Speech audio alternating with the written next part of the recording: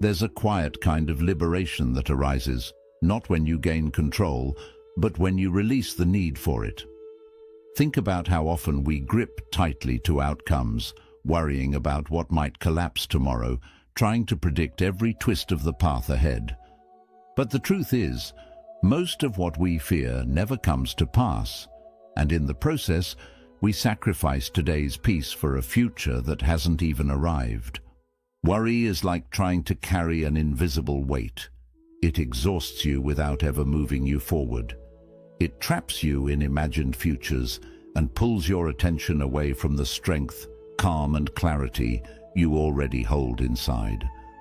But something shifts when you choose to let go, when you stop resisting the flow of life and begin to move with it instead. You create space, and in that space, life begins to meet you with unexpected grace, not because you forced it, but because you stopped standing in its way. In this video, we'll explore 7 timeless lessons from Buddhist philosophy, teachings that gently guide us away from the chaos of overthinking and back into the stillness of the present moment. These aren't quick fixes or empty mantras. They are truths that, when practiced, can help you step out of fear and into a deeper sense of freedom that's always been waiting within you. Lesson 1. Fear is a seed, and what you plant, you nourish. In Buddhist philosophy, your mind isn't just a passive observer of life. It's the soil from which your entire reality grows. Every thought you water becomes a root, and fear, if left unchecked, doesn't just sit quietly in the background. It multiplies, it wraps itself around your decisions, colors your relationships, and clouds your sense of self. Fear isn't just a feeling. It's a filter, a distorted lens that makes the world look more hostile, more uncertain than it actually is. The danger? When you begin to fear something deeply, you start living as if it's already happening. You breathe life into the very thing you're trying to avoid. Picture this. You're afraid of being let go from your job. That fear shows up in small ways. Hesitation in your voice, second-guessing your ideas, playing it safe when boldness is needed. And over time, that hesitation sends signals to your team, to your boss, even to yourself, that something's off. Ironically, fear pulls you closer to the very thing you hope to escape. It happens in relationships too. Fear of abandonment makes us cling, overthink, doubt every silence. And that tension, it doesn't build closeness. It creates distance. The relationship begins to crack, not because of what the other person did, but because fear was left to grow unchecked. But here's the truth. Buddhism reminds us of, your mind is fertile ground. It doesn't discriminate. It will grow whatever you plant: fear, anger, doubt or calm, clarity and compassion. You are not a victim of your thoughts. You are the gardener. And gardening doesn't mean pretending everything is fine. It means becoming mindful of what you're watering.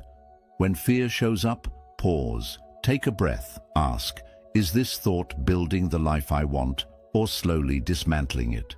Fear thrives in the dark. But when you shine awareness on it, when you call it out, it loses its grip. You begin to see it not as a monster, but as a messenger, a chance to return to presence, a moment to re-choose peace. And once you do that, once you stop feeding the fear, you'll notice something remarkable. The world around you begins to shift. People respond differently, opportunities flow more freely, life softens, not because it changed, but because you did. Lesson 2. Real strength isn't in control, it's in surrender. In today's hyper-driven world, we're taught that strength looks like control. Master your routine, dominate your goals, force your future into shape, push harder, plan better, never let go. But Buddhist wisdom flips that narrative completely. It says, strength isn't about gripping tighter, it's about knowing when to release. Letting go isn't failure, It's clarity. It's recognizing that life is not something you can strangle into submission. It's something you must learn to flow with. You act with intention, but then you trust. Imagine trying to hold water in your palm. The harder you squeeze, the more it slips away. But leave your hand open, and it stays. That's what surrender is. Not passivity, not weakness, but the quiet strength of someone who has done their part and knows when to step back with trust. In Buddhist philosophy, surrender isn't retreat. It's a sacred collaboration with reality. You stop resisting every twist in the road and begin walking it with grace. You stop demanding that life obey your timeline and start listening to its deeper rhythm. And here's the miracle. When you stop forcing, your energy returns. The tension lifts, your mind clears. And suddenly the world looks different. The path ahead that seemed blocked, it opens. The people you needed, they show up. The answers that felt out of reach, they find you. Not because you chased them, but because you made space for them to arrive. True surrender is not the end of effort. It's the end of struggle. And in that space of release, you don't lose control. You discover a deeper power, a power rooted not in domination, but in alignment. When you let go of needing to control everything, you begin to realize you were never meant to carry it all alone. Lesson 3. Anxiety belongs to the future. Peace belongs to now. Buddhist wisdom teaches something quietly revolutionary. Anxiety can't survive in the present moment. It feeds off anticipation, off imagined futures and worst-case scenarios. It thrives in the mental fog of what if and what might go wrong. But here's the thing. None of that is real. It's all a movie your mind is playing in advance, a script that hasn't even begun. So the next time you feel anxious, pause and ask, where is my mind right now? Chances are, it's sprinting ahead, constructing stories, anticipating pain, trying to solve problems that haven't even happened. And while your attention is trapped in that illusion, you miss the only place where life is actually happening. Right here, right now. This moment, this breath is your anchor, and in this single breath, you are safe, you are whole, you are not drowning in the storm of what could be. You are resting in the stillness of what is. Buddhism calls this mindfulness, but it's not just a technique. It's a return, a coming home to your body, your breath, your being. And every time you return, you weaken the grip of anxiety. You stop pouring energy into a future that hasn't arrived and begin to reclaim your peace, one breath at a time. The mind is loud. It spins, warns, plans, panics. But the present moment, it whispers. And if you listen closely, it tells you the truth. There is nothing to fear right now. There is only this breath, this heartbeat, this quiet space where life meets you. Peace isn't a place you chase. It's a presence you remember. Lesson 4. Most of the weight you carry was never real to begin with. So much of the heaviness we feel isn't from life itself. It's from the stories we tell ourselves about what might happen. Buddhist wisdom gently reminds us, our deepest anxieties rarely come from reality. They come from imagination. We become authors of endless tragedies that never take place. Sleepless nights worrying about conversations that go better than expected. Stomach knots over future disasters that never arrive. We carry these imagined fears like stones in a backpack. Heavy, invisible, and entirely optional. Why does this happen? Because the human mind is brilliant at storytelling. It's like a novelist who refuses to take a day off. It scripts scene after scene of what could go wrong, failures, betrayals, endings. And while these stories live only in our heads, our bodies begin to react as if they're already happening. We start defending ourselves from threats that don't exist.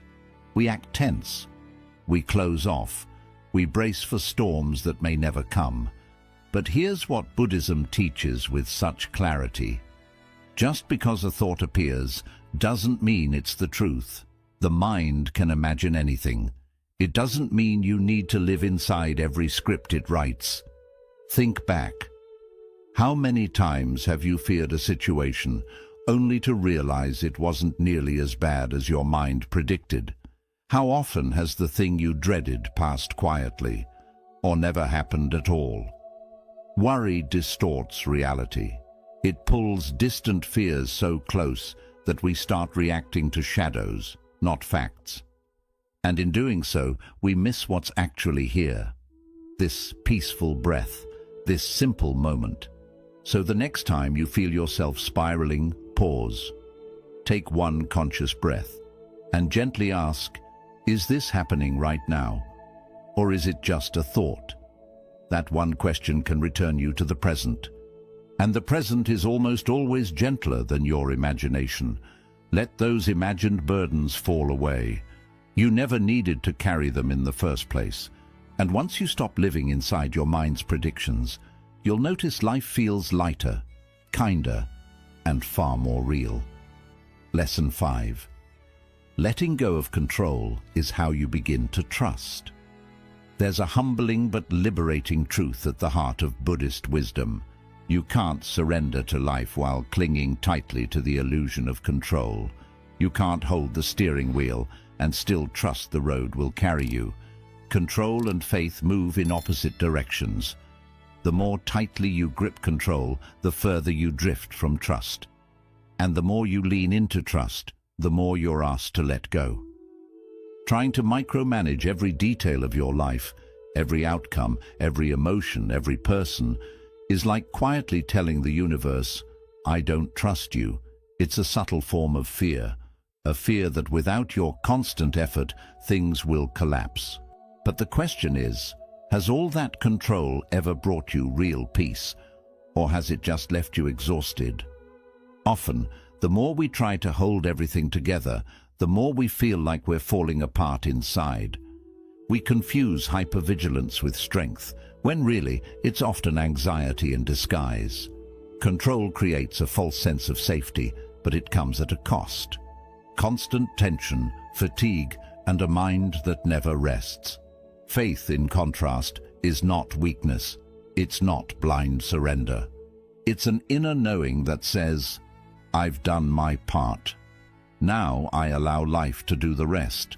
It's powerful because it frees you from the trap of obsessing over every detail. It lets you act with clarity, but without being attached to how things must unfold. Faith creates room for mystery, for timing and outcomes beyond what your plans could ever predict. Buddhism teaches us to release this attachment, not by withdrawing from life, but by participating with presence and humility. You plant your seeds, you show up, you nurture your effort, but you don't dig up the roots every day to check if they're growing. Some things take time, some answers arrive only in silence. Some outcomes are better left to the quiet intelligence of life itself. So ask yourself, are you gripping so tightly that you've forgotten how to breathe? Are you trying so hard to force a future that you've stopped believing in the wisdom of the unfolding? Letting go isn't defeat. It's an act of courage. It's choosing to meet life halfway, doing your part, then stepping back in peace. Because that's where real strength lives, not in control, but in trust. And that trust is where peace begins. Lesson 6. Growth begins where the grip ends. Lesson 6. Letting go isn't the end of caring. It's the beginning of growing. Worry has a subtle way of closing in around you. It doesn't slam the door all at once. It creeps in slowly. One overly cautious decision here. One moment of overthinking there. Before you realize it, your world has gotten smaller. You start labeling fear as being careful. You shrink your voice to avoid judgment. You dim your dreams so they don't seem too risky. But here's the quiet truth. Worry doesn't protect. It limits. It places invisible fences around your potential and convinces you they're for your own good. It's like walking through life with your shoulders constantly hunched, always expecting something to go wrong, always bracing. And in that tension, you stop growing. You stop reaching. You stop being fully alive. But when you begin to let go, something beautiful happens. You stop trying to control every ripple and start paying attention to what's actually yours. Your breath, your response, your presence, your kindness. You begin to shift from surviving to living, from managing life to dancing with it. Picture yourself standing in a flowing river. Try to trap the water in your hands, and it slips away faster. But the moment you stop grasping, when you trust, when you float, the river carries you. That is surrender. That is growth. Letting go doesn't mean giving up. It means choosing freedom over fear. And the more you release the grip on outcomes, on old wounds, on imagined dangers, the more space you create inside yourself. Space for courage, space for joy, space to expand. Letting go is not passive, it's powerful. It's a bold return to the present moment where life is no longer something you embrace for. It becomes something you join in on. Ask yourself honestly, how much of your energy is spent worrying about what might go wrong? And what if that same energy could be redirected into creating something meaningful, into showing up fully in your relationships, into simply trusting the process? When you loosen your grip on how life should unfold and start moving in rhythm with how it actually is, something shifts. You no longer feel like you're carrying the world. You begin to feel carried by it. Letting go isn't weakness. It's the quiet courage to stop playing small, to stop hiding in fear. It's the moment you stop shrinking and start expanding, with openness, with trust, with a heart that's ready to grow again. Take a deep breath. Feel the space that opens up inside you. That space is where your freedom begins. Lesson 7. Life begins to flow. Not when you control it, but when you stop trying to. One of the most overlooked teachings in Buddhist philosophy is also one of its most liberating. Life doesn't need your constant interference to work. In fact, the more we try to control each detail, each outcome, each emotion, each response, the more we create resistance. The more we grip, the more chaos we accidentally invite. But when you learn to step back, not from apathy but from trust, something extraordinary begins to unfold. Life starts moving with a rhythm far wiser than any plan you could construct. Decisions become clearer, paths open. The right people and timing begin to arrive, not through force, but through alignment. Yet this idea feels deeply unsettling for many of us. We've been conditioned to believe that control equals safety, that if we don't double-check, overanalyze, and micromanage, everything will fall apart. And so we interfere. We hover, we push, we stress, we try to force conversations, chase outcomes, and speed up what isn't ready. But in doing so, we drain our energy and disturb the very peace we're longing to find. Buddhist wisdom offers a different way, a gentler, wiser path of non-interference. Not as a withdrawal from life, but as an act of deep trust. Just as water finds its path through the rocks, life finds its flow when we stop damming it with fear. The more we meddle, the more we stir up mud. But when we step back, clarity returns. Think of all the times you tried to force something into place, a relationship, a job, a decision, only to watch it collapse under pressure. Then remember those rare moments when you finally surrendered, when you breathed, released your grip, and let life be. And things began to align, almost magically. That wasn't coincidence. That was space. Your worry, your control, your constant mental rehearsal, These are like stones thrown into a clear stream. They disturb the current. But when you stop interfering, the water becomes still again. Life becomes smooth. Control may seem like power, but it's often fear in disguise. And fear, unchecked, robs you of the very outcomes you're trying to reach. So how do you shift? You begin with observation. Notice when you're clinging too tightly, checking your phone for the 5th time, overthinking a conversation, pressuring someone or something to move before it's ready. And ask yourself, what would it look like if I loosen my grip just a little? Non-interference isn't laziness, it's maturity. It means understanding what's truly yours to do and what's not. You plant the seed, you nurture it, but you don't rip it out of the soil to check if it's growing. Growth, real growth, takes patience, not force. Picture holding a butterfly in your palm. If you squeeze in fear that it will fly away, you'll crush it. But if you hold it gently, it may stay a little longer. And even if it flies off, it might return because it remembers the safety of your open hand. This is how life works. The tighter you hold on, the more things slip away. But when you create space, everything begins to breathe, and what's meant for you starts to grow. That's when change happens. Life begins to support you, energy comes back, and solutions appear. The right words, the right timing, the right people, they all start showing up without force. You stop feeling like the world is on your shoulders, and for the first time, maybe in a long time, you feel supported. At the center of our interference is often fear. Fear of loss, failure, or not being enough. But life doesn't expect you to be perfect.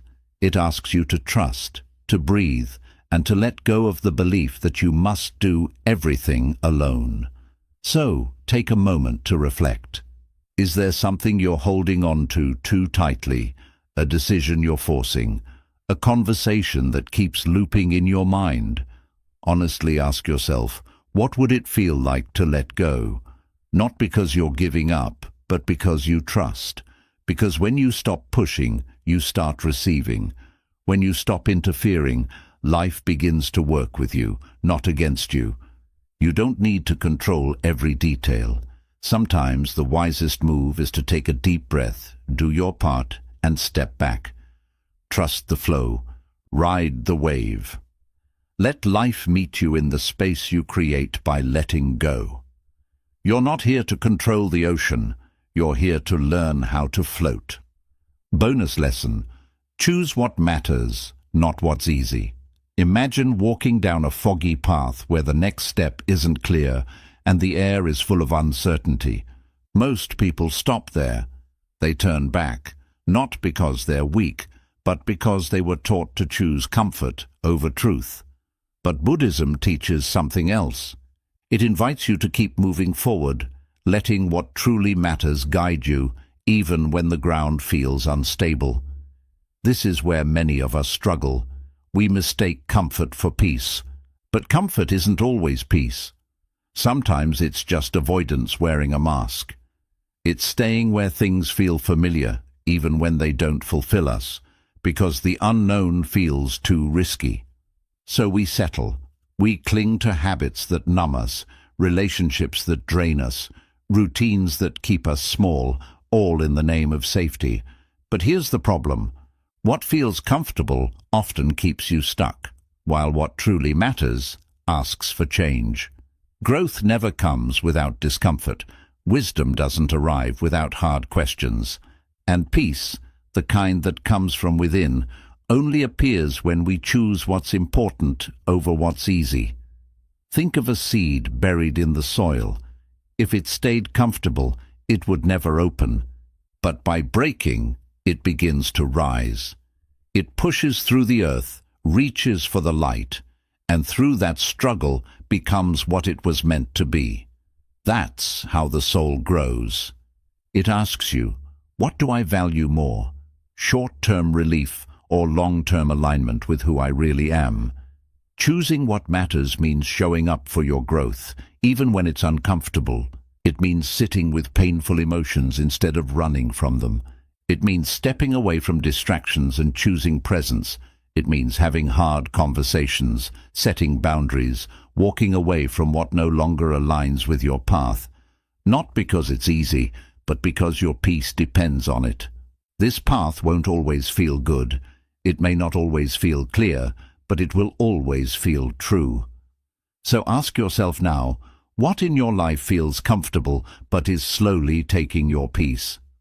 What are you holding on to out of habit, fear, or familiarity? And what would it look like to choose differently, not recklessly, but with awareness? Choosing what matters often means choosing stillness over speed, silence over noise, integrity over approval, presence over escape. And in those small, quiet choices, we begin to change, not just how we live, but who we become. You are not here to stay small. You are not here to stay safe at the cost of your soul. You are here to wake up, to grow, to unfold, to return to the simplicity of your inner truth. The journey may not be easy, but it will be worth it, because in the end, comfort may keep you warm, but it won't set you free. Choosing what matters will. So today, take a breath, honestly look at your life, and ask yourself, not what feels good, but what feels right.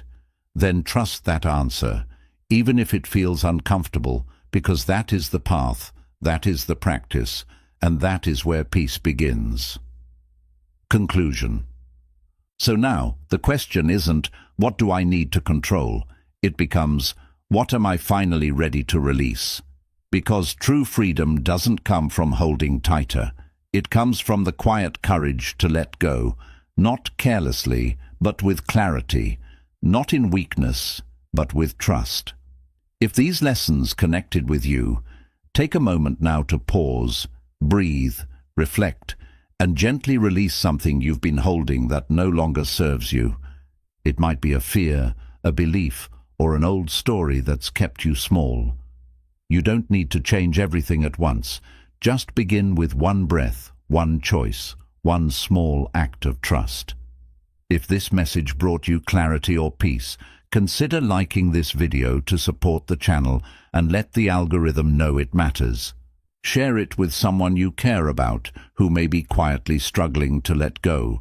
And if you want more wisdom rooted in Buddhist philosophy, mindfulness, and inner strength, subscribe to the channel. Each week we'll walk this path together, toward stillness, toward presence, and toward a lighter way of living. Because when you stop forcing, life begins to move. And when you trust it, it starts to meet you right where you are.